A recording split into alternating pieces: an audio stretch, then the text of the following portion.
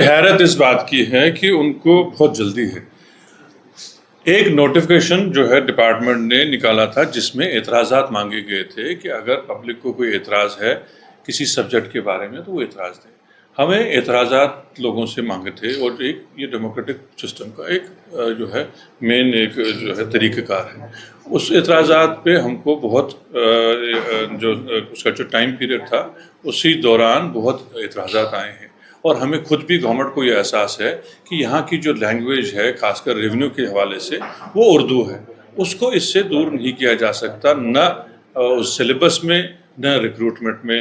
کیونکہ اگر ریونیو کے جو افسران ہیں اگر وہ اردو نہ جان سکیں، اردو نہ پڑھ سکیں، اردو میں وہ جو ہے سارے ڈاکیومنٹس نہ جانچ کر سکے تو کوئی ان کی افادت نہیں ہوگی، ان کی کام کرنے کے طریقے میں بہت دقت آئے گی. یہ اس کی جو بیک گراؤنڈ یہی ہے. لیکن ان لوگوں کا جو آج جو احتجاج تھا میں اس پہ حیران ہوں. ان کو کس بات کی جلدی تھی؟ کوئی ایسا وہ نوٹیفیکیشن دکھائیں جہاں گورنمنٹ نے اردو کو اس سلیبس سے نکالا ہے یا ریکروٹمنٹ کے پروسیس سے نکالا ہے. آپ کی چینل کے مادھیم سے میں ان سب سے گزارش کروں گا کہ اگر کوئی ایسا نوٹیفیکیشن ان کے پاس ہے جس سے اردو کو اس سلیبس سے نکالا گیا ہے یا ریکروٹمنٹ کے رول سے نکالا گیا ہے تو ہم قصوروار ہیں. ان لوگوں کو اس بات کو کی جلدی ہے کہ وہ لوگوں میں جو ہے غلط فہمی پیدا کرنا چاہتے ہیں. نہ صرف اس ایشو پہ ہر ایشو پہ ان کا حق ہے ایز اپوزیشن وہ مخالفت کریں، لیکن لوگوں میں غلط فہمی پیدا نہ کریں. نیشنل کانفرنس ایک ذمہ دار جماعت ہے اور کوئی آج کی جماعت نہیں ہے. ہم ان چیزوں کا پورا احساس رکھتے ہیں اور اس بات کا آپ یقین رکھیے اردو کو کبھی بھی سلیبس سے خارج نہیں کیا جائے گا. اور یہ یقین میں آپ کے مادھیم سے پورے جموں کشمیر کی عوام کو بھی دینا چاہتا ہوں. ان لوگوں کی جلدی کا میں کیا کروں اور ان لوگوں کو اتنا بڑا احتجاج اور ایشو بنانے کی کیا ضرورت پڑی، میں یہ سمجھنے سے قاصر ہوں. اور آپ ساتھیوں سے بھی یہ گزارش ہے کہ جب اس قسم کی آپ کے پاس کوئی نیوز رپورٹ آئے یا اس قسم کے آپ کے پاس سوالات آئیں تو ضرور گورنمنٹ کا جو ہے جو سائٹ اس کو بھی اپنی نیوز میں شامل کریں. اسی سلسلے میں آپ سب کو یہاں گزارش کی ہے اور آپ سب کو یہاں اس وقت تکلیف دی ہے. اگر آپ کا کوئی اس بارے میں کوئی سوال ہے تو ناصر صاحب کیا لگتا ہے کہ اس طرح کا احتجاجی جو مظاہرہ کا پی پی کیوں؟ دیکھیں ان کو لوگوں نے ریجیکٹ کیا ہے. ان کو تھوڑا بہت صبر سے کام لینا چاہیے اگلے الیکشن تک. اگلے الیکشن میں ان کے ساتھ ان مدعوں پہ بات ہوگی اس وقت لوگ ہماری کارکردگی کو جج کریں گے. اوپر والا ہمیں اس وقت ضرور کامیابی دے گا اور ہم اپنی پرفارمنس کے بربوتے پہ اس وقت لوگوں کے سامنے جائیں گے. ابھی بہت دور ہے، ابھی تو شروعات ہی ہوئی ہے، 1-1.25 سال ہوا ہے. ان کو صبر سیکھنا چاہیے. یہ کا یہ بھی کہنا ہے کہ سی ایم صاحب سیریس نہیں ہیں، نان سیریس ہیں، لوگوں کے مدعوں کو جو ہے وہ نہیں حل کر پا رہے ہیں اور میراتھن میں جو ہے وہ بیزی ہیں. ان کی اپنی سوچ ہے. ایک چیف منسٹر صاحب ایک معمولی دائرے میں رہ کے نہیں چل سکتے ہیں. ایک بڑے جو ہے کینوس پہ ان کا ایک رول ہے. وہ صرف ان کی سوچ سے نہیں چلیں گے. ان کی اپنی ایک محدود سوچ تھی جب پی ڈی پی کی سرکار تھی، اسی محدود سوچ سے وہ چلے اور اس کا خمیازہ ہم آج تک بھگت رہے ہیں. اگر انہوں نے وسیع سوچ سے کام کیا ہوتا تو اس وقت وہ بی جے پی کے ساتھ نہ ملے ہوتے، اور اگر بی جے پی کے ساتھ نہ ملتے تو ہمارا نہ 370 گیا ہوتا، نہ 35 گیا ہوتا، نہ ہماری اسٹیٹ کو ڈاؤن گریڈ کر کے یو ٹی بنایا گیا ہوتا، نہ ہماری اسٹیٹ کو بائیفرکیٹ کر کے 2 یوٹیز میں بنایا گیا ہوتا. اپنی غلطی پہ وہ نہیں دیکھتے ہیں، اپنی سوچ پہ نہیں دیکھتے ہیں، نکتہ چینی کرتے ہیں، کرتے رہیں گے. اور پہلے میں نے کافی ان کو اپیل کی تھی کہ وہ کنسٹرکٹیو جو ہے اپوزیشن کریں، تنقید برائے تعمیر کریں. لیکن ان سے اس قسم کی توقع کرنا میرے لیے مجھے لگتا ہے میری ناسمجھی ہے. وہ اس قسم کے معیار پہ سیاست کو کبھی لا نہیں سکتے. جناب ان کا جو یہ سوچ ہے ان کو یہ سرکار ابھی 2 سال تک دیکھی ہے، ان کو یہ سرکار 5 سال تک دیکھنی ہے، اس کے بعد انشاءاللہ اور بھی دیکھنی ہے. یہ ان کے ذہن میں بات آ جانی چاہیے. ان کو ٹوٹل جموں کشمیر کی عوام نے ریجیکٹ کیا ہے اور یہ ان کو ایک جو شوق ہے اس سے وہ ابھی ابھرے نہیں ہے. ان کو حقیقت جانچنی چاہیے اور اپنا محاسبہ کرنا چاہیے کہ انہوں نے کیا کیا غلطی کی جس کی وجہ سے جموں کشمیر اس دہانے تک پہنچا. سارا اس وقت اگر کورس کریکشن کر رہے ہیں وہ عمر صاحب اور ان کی سرکار اور ان کے نائب وزیر اعلیٰ اور منسٹر حضرات اور یہ گورنمنٹ کر رہی ہے. یہ سارا جتنی ہی تباہی ہے اس کو ٹھیک کرنے کی کوشش یہ سرکار کر رہی ہے. اس میں وقت لگے گا. آپ دیکھیے پچھلی دفعہ جب نارمل اسٹیٹ تھا ट्रांजिशन ऑफ पावर होता था, इतनी दिक्कतें नहीं आती थी। आज बिल्कुल नया एक एक्सपीरियंस है, पहली दफ़ा यूटी में सरकार बनी है, पहली दफ़ा यूटी में इलेक्शन हुआ है, पहली दफ़ा यूटी में हम काम करना सीख रहे हैं, और कोशिश हमारी यही है कि हम किसी तरह से यहाँ की डेवलपमेंट को आगे जो है ले चलें और शिद्दत से ले चलें। आप देख रहे होंगे, चाहे आप वर्क्स के हवाले से देखें, नए प्रोजेक्ट्स के हवाले से देखें, कितना काम रोज़ हो रहे हैं, कॉन्स्टिट्यूंसी लेवल पे कितने काम रोज़ हो रहे हैं, लेकिन उनको वो सब दिखेगा नहीं। ये तो एक पहलू है डेवलपमेंट के लिहाज से।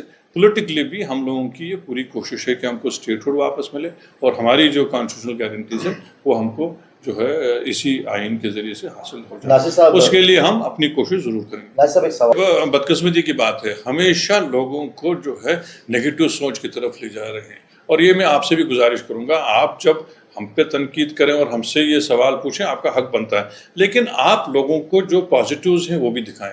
अदरवाइज़ लोगों के जहनों में एक वो मायूसी फैलती है, एक नेगेटिविज्म फैलता है, फिर उनका सारे सिस्टम से एतबार उठता है। इसमें आपकी भी जिम्मेदारी है कि आप सिस्टम में जो पॉजिटिव्स हैं वो भी लोगों तक लेके आएँ, फिर फैसला आप लोगों की अदालत तक सोचें और ऊपर वाले की अदालत। पीडीपी के साथ साथ जो है वो किस दायरे से, किस तरह से उनको ये लगा कि हम बीजेपी की बीट, हम लोग ही एक हैं जो बीजेपी के खिलाफ इलेक्शन लड़ के आए हैं। क्या इन्होंने बीजेपी के खिलाफ इलेक्शन लड़ा? जिस पार्टी की आपने बात की, क्या उन्होंने पिछला पार्लियामेंट इलेक्शन भी बीजेपी के खिलाफ लड़ा?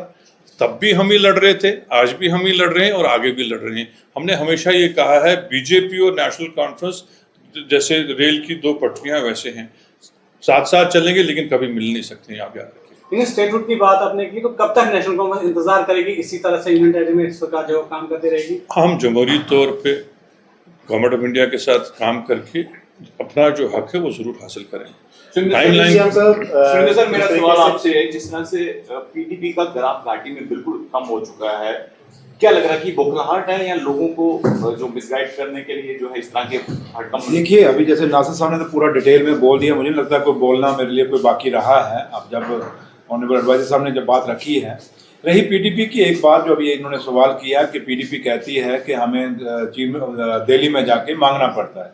मुझे बताएं, जम्मू कश्मीर की, जब जम्मू कश्मीर एक स्टेट थी, उसकी असेंबली में इनके फाइनेंस मिनिस्टर ने क्या कहा था? द्राबू साहब, उन्होंने कहा कि हमें बैगिंग बाउल के साथ हमें दिल्ली में जाना पड़ता है, और कब तक जाएंगे?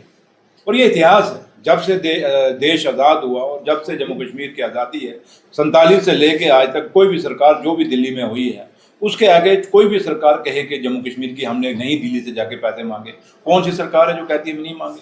हर सरकार की मजबूरी है, क्योंकि जम्मू कश्मीर एक टेल एंड पे बसी हुई स्टेट है, देश के आखिरी कोना, आखिरी छोर पे है, जो पाकिस्तान के बिल्कुल मुंह के आगे खड़ी स्टेट है, जिसका अपना कोई सोर्स ऑफ इनकम नहीं है।